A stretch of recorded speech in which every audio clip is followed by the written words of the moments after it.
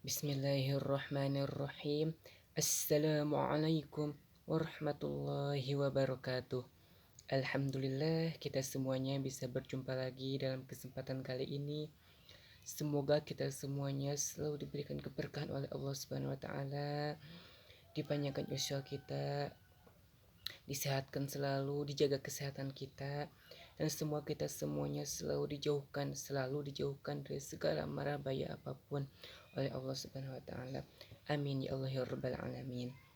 Alangkah baiknya untuk mengawali pertemuan kita pada hari ini, kita awali juga dengan membacakan sholawat kepada Rasulullah Shallallahu Alaihi Wasallam. Sallallahu ala Muhammad.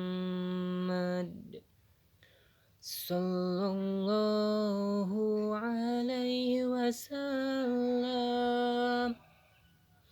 Sallallahu ala Muhammad. Sallallahu alaihi wasallam. Sahabatku semuanya, alhamdulillah kita bisa berjumpa lagi dengan Idul Adha, Lebaran Idul Adha di tahun ini. Semoga di tahun ini, di Lebaran Idul Adha ini, kita bisa menjadi pribadi yang lebih baik lagi.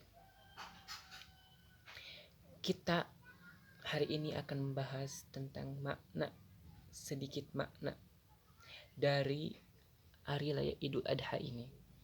Mungkin saya memang bukan orang yang pandai dalam hal ilmu agama, tapi ini berdasarkan pengetahuan dari yang saya dapatkan dari guru-guru saya ketika saya mengaji. Dari hikmah, bukan lebih ke hikmah ya, mungkin bisa disebut makna atau hikmah dari hari raya Idul Adha ini. Kan kebanyakan kita itu biasanya berkurban, menyembelih hewan, bisa domba, kambing, sapi, unta, kerbau pun bisa dikurbankan untuk orang yang mampu memiliki harta, kelebihan harta, maka harus dianjurkan untuk berkurban. Nah, jadi makna yang sebenarnya, hikmah dari hari raya Idul Adha ini bukan hewan kurban yang disembelih oleh kita. Memang betul ketika kita kelebihan harta harus menyembelih hewan kurban, tetapi yang lebih pentingnya menurut para ahli filosofinya yaitu haruslah kita bisa menyembelih sifat-sifat kehewanan yang ada dalam diri kita. Karena pada dasarnya manusia itu, di dalam diri manusia itu banyak terkumpul semua sifat hewan. Ada sifat tikus, sifat bajing, sifat anjing, sifat kerbau, sapi, domba, dan lain sebagainya. Banyak sifat-sifat kehewanan dalam diri kita. Kan sifat hewan ketika ada hewan, misalkan hewan sapi besar ketemu dengan sapi besar, kadang-kadang mereka saling berkelahi. Atau ketika sapi besar dengan sapi kecil bertemu, mereka saling berkelahi. Yang besar merasa kuat dari yang kecil. Nah, itu sifat kehewanan. Maka harus dihilangkan sifat kehewanan itu.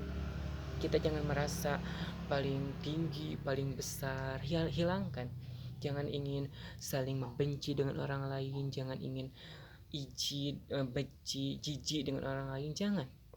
Hilangkan sifat kehewanan itu. Saling menghargai, saling menyayangi, saling membantu. Maknanya itu.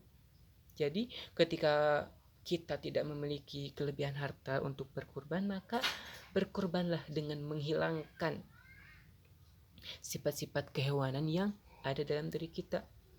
Jadi makna yang sebenarnya itu bukan hanya kurban hewannya gitu, tapi menyembelih sifat kehewanan yang ada dalam diri kita.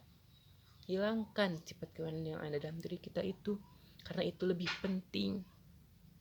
Karena kan kebanyakan kita sama manusia belum masih kayak nih, khususnya diri saya masih banyak sifat kehewanan yang harus dihilangkan. Jadi mudah-mudahan kedepannya kita bisa, khususnya bagi saya, supaya bisa menghilangkan sifat-sifat kehewanan yang ada dalam diri kita. Itulah makna yang sebenarnya. Jadi makna yang lebih pentingnya bukan dari hewan yang disembelihnya. Penting hewan, ketika kita memiliki kelebihan harta, penting bagi kita untuk menyembelih hewan kurban, karena kan kita jangan sampai kita cinta dunia seperti yang diajarkan oleh Nabi Ibrahim dan Nabi Ismail alaihissalam.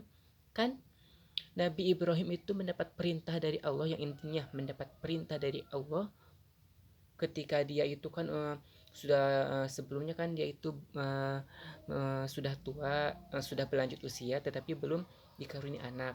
Lalu Nabi Ibrahim kan berdoa, Robbi habli minas solihin, supaya dia itu bisa diberi keturunan yang soleh, seorang anak. Maka Allah mengabulkan doanya, lalu Allah memberikan seorang anak yang bernama Ismail. Tapi Allah mengujinya ketika Nabi Ismail tuh remaja lah, lagi mejehna, lucuna, mejehna dipikanya ahna, cek Sunda nama.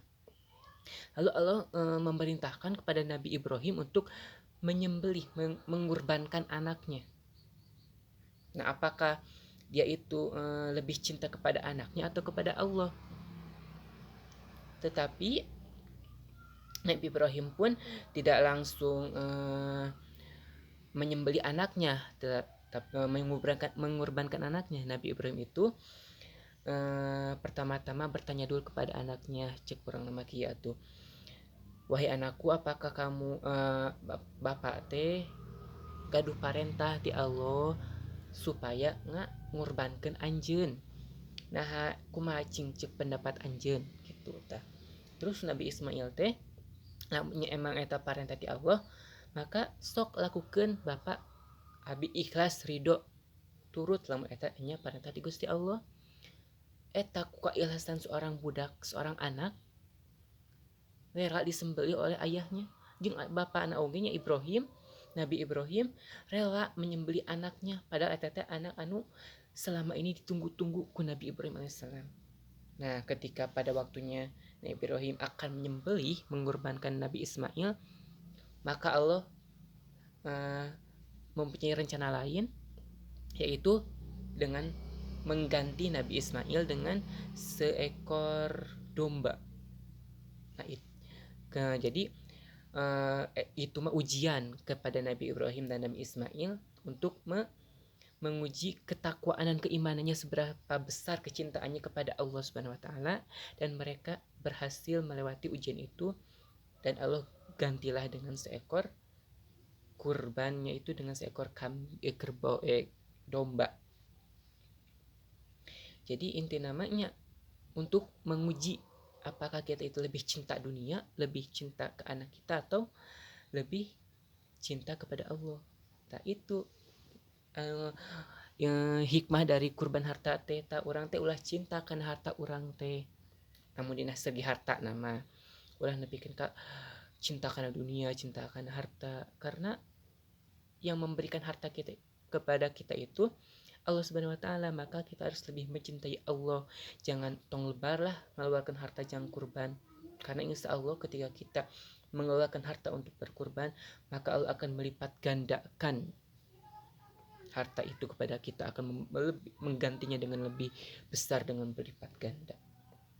Semoga kita semuanya bisa berkurban, bukan hanya berkurban hewan saja, tapi bisa mengorbankan, menghilangkan sifat-sifat kehewanan yang ada dalam diri kita semuanya. Mungkin itu saja yang dapat saya sampaikan. Semoga bermanfaat, khususnya bagi saya, umumnya bagi kalian semua yang mendengarkan video ini. Mohon maaf atas segala kekurangan dan kesalahannya. Wallahu muwaffiq ila aqwamit thoriq. Wassalamualaikum warahmatullahi wabarakatuh.